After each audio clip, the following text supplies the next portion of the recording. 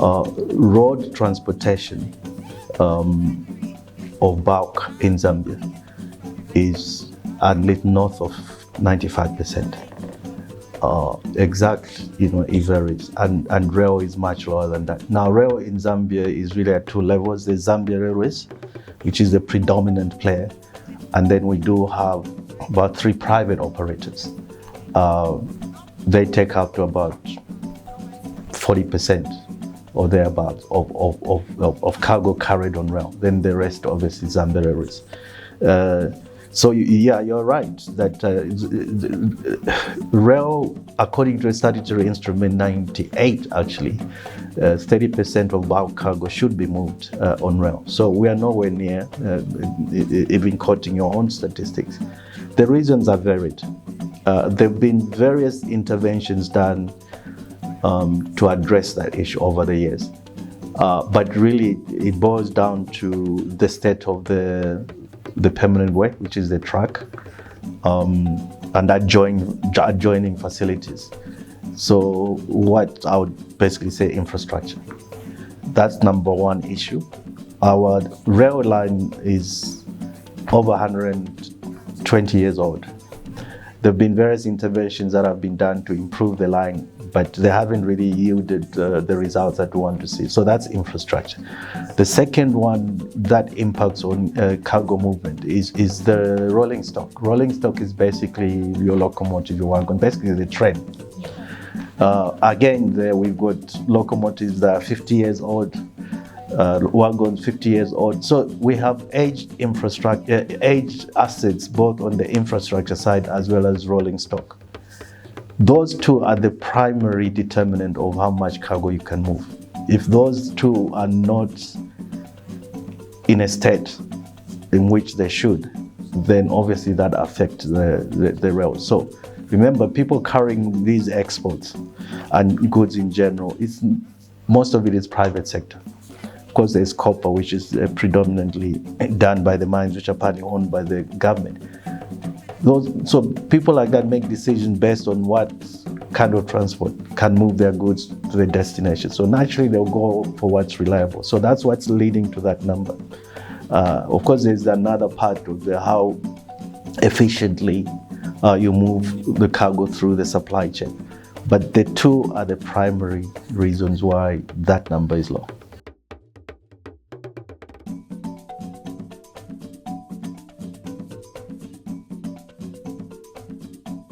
In terms of our locomotive holding, we follow a hybrid model. So one part is that we hire locomotives in the private sector.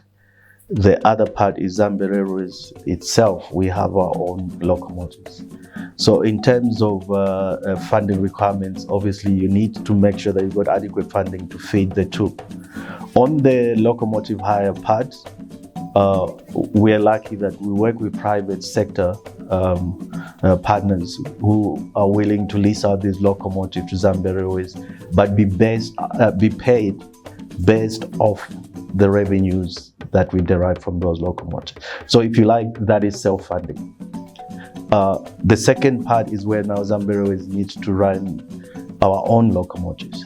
So remember I said we've got old locomotives, but one thing we've identified, which is actually a good thing, is that within the locomotives that we have, within those aged locomotives, there are some that can be fixed, basically remanufacturing them. So we are actually in the middle of the program to remanufacture 6 of our GT locomotives. The first 2 should be coming out of that production around about August. So that's a program we embarked last year. It was an RFP, well publicized, and we selected a vendor to do that. The beauty with that is that the way we're doing a program like is vendor financing. So the vendor comes in with the funding, and again, once they remanufacture those locomotives, they go into our fleet, and then the vendor is paid out of the revenue we make. So it's also self-funding, except it's deferred. So your question about funding, that's really how we are structuring it. We're not necessarily getting money from our shareholder or government to fund locomotives, stroke rolling patches, because we think we have the ability, especially now we've identified that you don't necessarily have to buy any locomotive, you can remanufacture what we have. So that's the way we're doing it.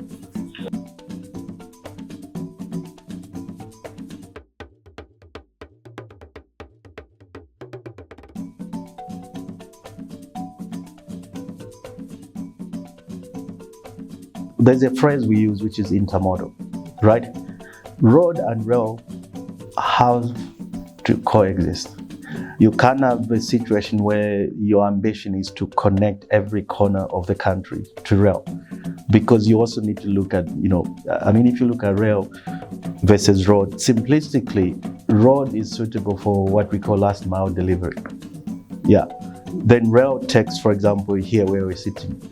It's okay for rail to stop here at the main station and then have trucks or vehicles of such description to come and pick goods from here. It's okay. That's how most developing countries run. So the idea is not really to connect every corner of Zambia. The idea is that how does Zambia Railways develop its infrastructure to make sure that it complements road. Now, what you're saying, yeah, you're right. Certainly for us, Livingston to Copperbelt, that should be moved by rail, which is bulk. It should be moved by rail, including, by the way, intermine. So we have initiative, for example, to build branch lines into mines. That should be moved by rail. But there are certain areas even within that line, say Kapiriposhi, where we need to work with the road sector in collaborating what we call dry ports. You mentioned Eastern Province. One of the initiatives we are currently working on is connecting, or let me say, revitalizing the Chipata to Muchinji line. It's already in existence.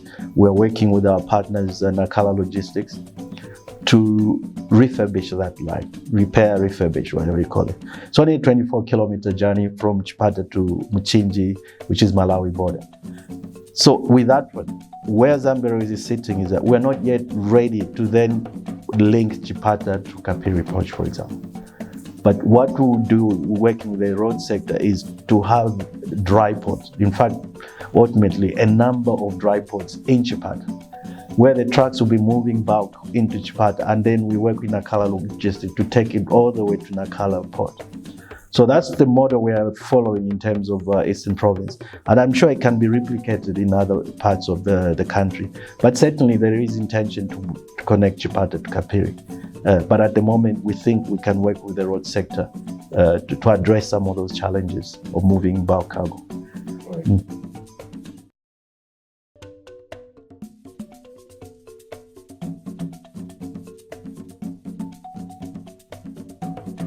In Zambia, it's law for any company, by the way, not just holistically, any company or even individuals, by the way, anybody moving bulk cargo, there's a law that requires 30% of what you move, and there are monthly reports, you do quarterly reports. 30% of what you move should be moved by rail.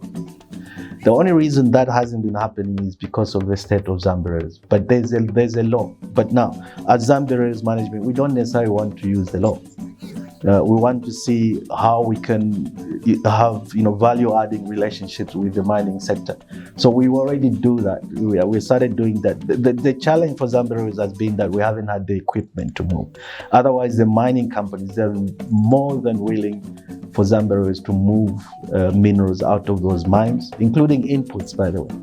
Yeah, so it's really up to Zambia Railways. It's not really up to the mines. The mines have already reached out to us to say, hey, we want to move.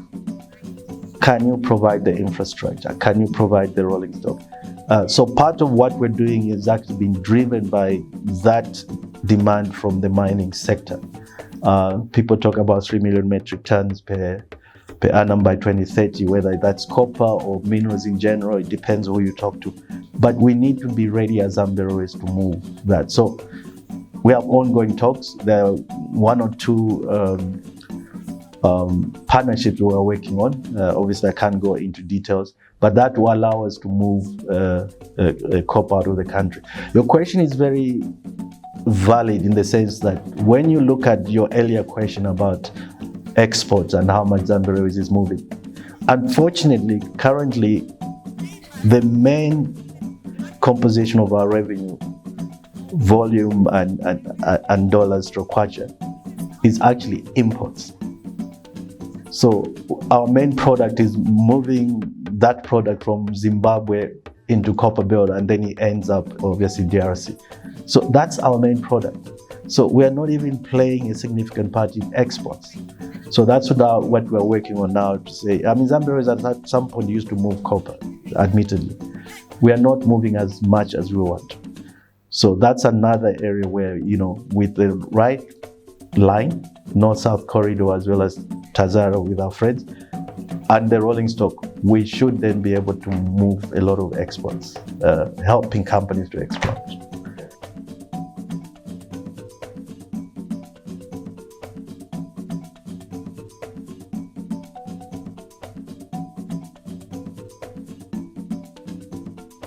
The core business of Zambia Railways is moving cargo, right? So you have to make sure that what you're moving marries to the right equipment. If you look at around the world, electric trains, I mean, I've been to China and other places, electric trains are primarily for passenger, not cargo. So even countries like China, where people say they've got electric, they still have diesel, locals. They still run their lines traditionally. So I think there needs to be this distinction that for cargo, you don't necessarily need electric train because it can be quite expensive. You mentioned Kenya, you mentioned Tanzania. Actually, they are using those electric trains for passengers. But can I just tell you that even South Africa, a very well-developed country, they're only talking about introducing proper electric trains long distance in around 2027, 2028. I need to check. India are introducing their first electric train this week, if I'm not mistaken. I read a report the other day. That's 323 kilometers an hour. China does 500 kilometers an hour. So I'm trying to demonstrate that the rush is not necessarily towards electric trains. It will come. South Africa, when you talk about the electric train, they're talking 160 kilometers an hour. So it's not those high speed. Recently, I was in China. We were on a train that was doing 130 kilometers an hour passenger. It works. So the point I'm making is that let's fix our core business first. Let's fix our infrastructure. Let's fix our rolling stock. And then obviously working with the energy sector, because you need energy. With the energy sector, the electric train will come. Prof. Chira wasn't wrong, but it's the timing. When do you bring in the electric trains?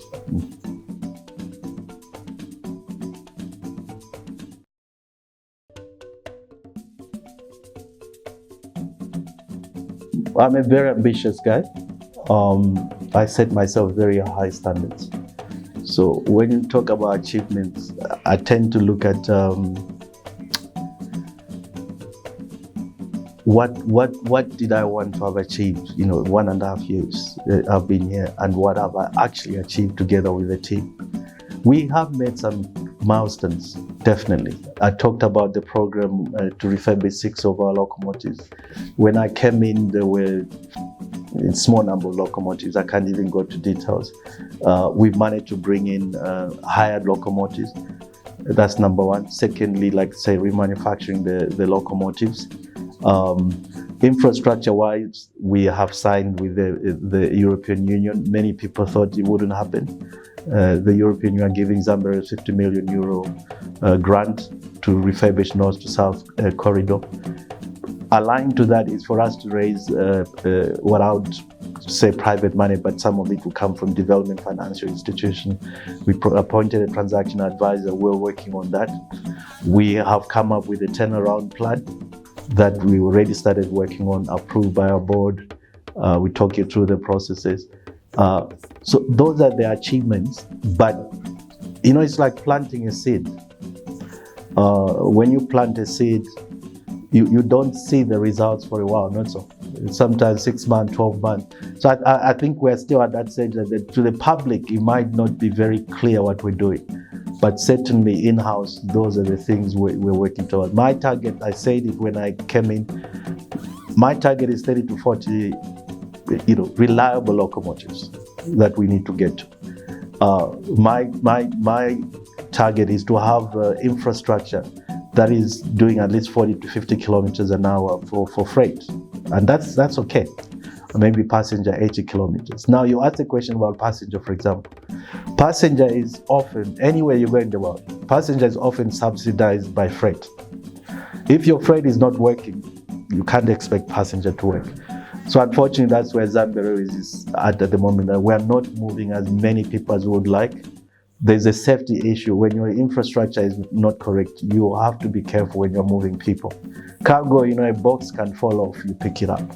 But if your infrastructure is not adequately set up to deliver the right service and the right safety level, you are endangering people's lives. So for us at Zambia at the moment, our ambition is not necessarily to carry as many people as you can on a defective line.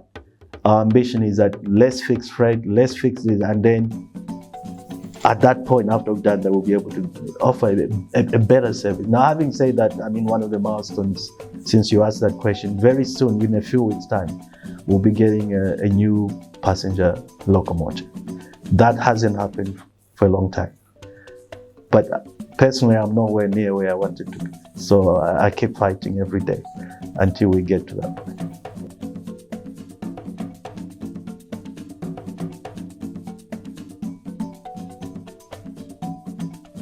For me, my appeal, I know it doesn't sound great. My appeal is that, the media, stakeholders, members of the public in general, just for them to be patient with us. There are a lot of things that we're trying to correct within Zambia that have not been attended to for a very long time. So it will take time for the fruits to show, as I said, but we're certainly planting the seeds every day. And we're not waiting for a big brother to come and help us. So I'm really pushing my management team hard to make sure that we start seeing results. And you will start seeing results very, very soon. There are some results, but we want to show real results where people can say, hang on, Zambia has really changed. So that's where we are. The other appeal is really on the two things. One, we really appeal to members of the public to respect the rail line. The rail line was not designed to be a footpath. So every time people walk on the line or they tread on the line, they're just endangering their life. We've unfortunately had a couple of accidents in the last few months. So again, I appeal, leave the line alone. The train has right of way, so people should not do that. The second one is encroachments. There are people who, in their divine wisdom, have decided to put up permanent structures close to the line or on Zambia Railways land. Again, that is actually criminal. So really, that would be my appeal in terms of adding on to what you asked me.